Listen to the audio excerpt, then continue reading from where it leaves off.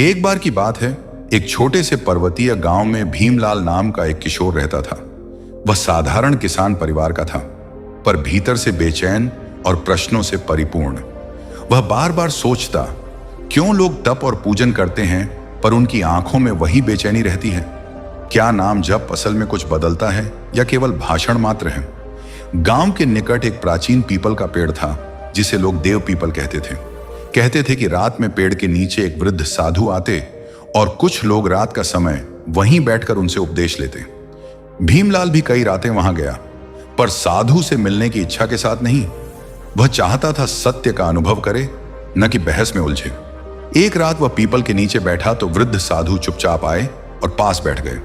कुछ देर मौन के बाद साधु ने पूछा, बताओ बेटा, तुम क्या ढूंढते हो। भीमलाल ने कहा, शांति, और यह समझना चाहता हूं कि नाम क्यों कुछ लोगों को बदल देता है और कुछ को नहीं। साधु ने हल्की हंसी की और बोले, मैं तुम्हें 3 लोगों की कहानी सुनाता हूं, समझो। उनमें वही नाम बार बार आया करता है, सोहम, पर हर कहानी अलग है। पहली कहानी नाम दुर्गा की आग। पहला पात्र गांव की एक विधवा दुर्गा थी। उसने बड़े जोश से रामचरित का पाठ चलता रखा और हर दिन सोहम का जप भी किया, पर उसके पास बड़े सारे दुख थे, कर्ज, बीमारी और पड़ोसियों की निंदाएं। दुर्गा जपती और दिन भर उसके मन में उसी जप के साथ गिनती, क्लेश और चिंता रहती। वर्षों से उसने घंटों जप कर लिया, पर कुछ भी बदलता नहीं दिखा। एक दिन दुकान में आग लग गई और सब कुछ छिन गया। इस तबाही में दुर्गा ने भौतिक सब छोड़कर केवल ओट खोजी, सोहम का नाम। पर इस बार उसका जप अलग था। वह जप मात्र शब्द नहीं, पर उसकी आशाएं टूट चुकी थीं। उसने किसी अपेक्षा के बिना पूछा, अगर है तो दिखा दे। उसकी आवाज में कोई मांग नहीं, सिर्फ एक तिरछी सूनी पथरीली सच्चाई थी। उसी रात उसने नींद में एक अनुभव पाया। उसे किसी आवाज ने कहा, भय छोड़ दे। अगली सुबह उसकी आंखों में वही पुरानी बेचैनी नहीं थी। उसने देखा कि भय का भार हल्का हुआ और कर्जों का बोझ भी कुछ ढीला लगने लगा। बदल क्या था? नाम नहीं बदला, जप की संख्या भी अलग नहीं थी। फर्क था सूक्ष्म परतों का स्खलन। उसकी अपेक्षाएं टूट चुकी थीं और जिस समय नाम उसके भीतर बिना किसी आग्रह या डर के उठा, उसने वास्तविक शांति देखी। नाम ने उसके भय के तले पड़े मन को उठाया और फिर मन ने जीवन के छोटे छोटे कामों में सामंजस्य पाया। दूसरी कहानी, अर्जुन का संगीत। दूसरे पात्र का नाम अर्जुन था, एक युवा संगीतकार जो शहर में बसता था। वह आध्यात्म में रुचि रखता था, पर जीवन उसकी कला से जुड़ा था, शो, प्रशंसा, पहचान। उसने सोहम का जप तब शुरू किया जब उसकी कला में दरारें आने लगीं। वह रचनात्मक अवरुद्धता का शिकार था। जप करते हुए वह सोचता, क्या नाम मेरा संगीत वापस लौटा देगा। उसका जप व्यावसायिक रूप से भी था। देर रात, इतने मिनट, ध्यान की तकनीकें।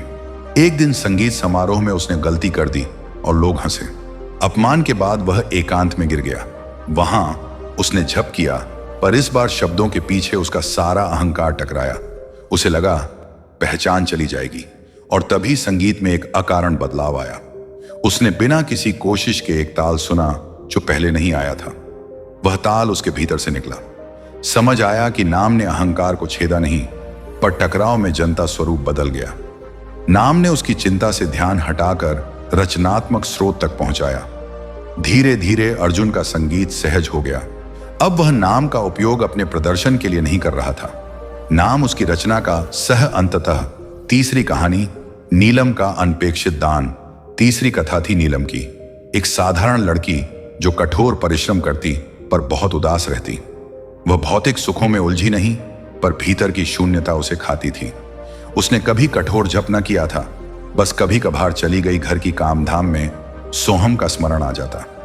एक वर्ष ऐसा आया जब गांव में एक महामारी पांव पसार रही थी। लोग विवश और भयभीत थे। नीलम ने एक बूढ़े भाई की देखभाल की, पर एक रात जब उसने अपनी थकान मिटाने के लिए सोचा, अगर कुछ कर सकूं तो करने को कहो, तो उसका स्मरण बिना शब्दों के गहरा हुआ। उसने देखा कि उसके भीतर स्वयं से हुआ दान उसके लिए कोई निश्चय कर रहा था। वह टूटी हुई चीजों को उपचार के लिए ले जाती, अपात्रों को खाना देती। धीरे धीरे उसका हर छोटा काम उस नाम के साथ जुड़ गया। समय के साथ नीलम ने महसूस किया कि उसका कोई बड़ा आध्यात्मिक अभ्यास नहीं था, पर उसका समर्पण निरंतर था। नाम ने उसे घोषणा नहीं करवाई, पर कार्य बन गए स्मरण के। यही वह सुख था जो वहां की शांति में देखने को मिली। नाम ने उसे सामाजिक दायित्वों में स्थिरता दी और नीलम का भीतर का खालीपन भर गया। साधु ने कहा, देखा तुमने, तीनों ने एक ही नाम सुना, पर प्रभाव अलग था। क्या फर्क है? कारण 3 शब्दों में समझो, गहराई, अपेक्षा और उपयोग। भीमलाल ने मांगा, बताइए विस्तार से। साधु ने न्यारा पथ बतलाया, गहराई। नाम तब तक असर नहीं करता जब तक चेतना सिर्फ शब्द पर न रहे। जप का अर्थ केवल ध्वनि नहीं, इसका अर्थ जागरूकता का केंद्रित होना है। जैसे पानी सतह पर बहता है, पर जब वह गहराई में उतरता है तब नदी का रंग बदलता है। अपेक्षा, अगर जप किसी फल के लिए है तो वह फल हमें काम से बांधता है। सच्चा स्मरण वह है जिसमें कोई लेन देन नहीं, कोई उम्मीद नहीं, केवल एक आत्मीय बुलाहट होती है। उपयोग, नाम का उपयोग बाहरी लाभ या पहचान के लिए करेंगे तो वह औजार बनकर रह जाता है। पर अगर नाम रोजमर्रा के कर्मों का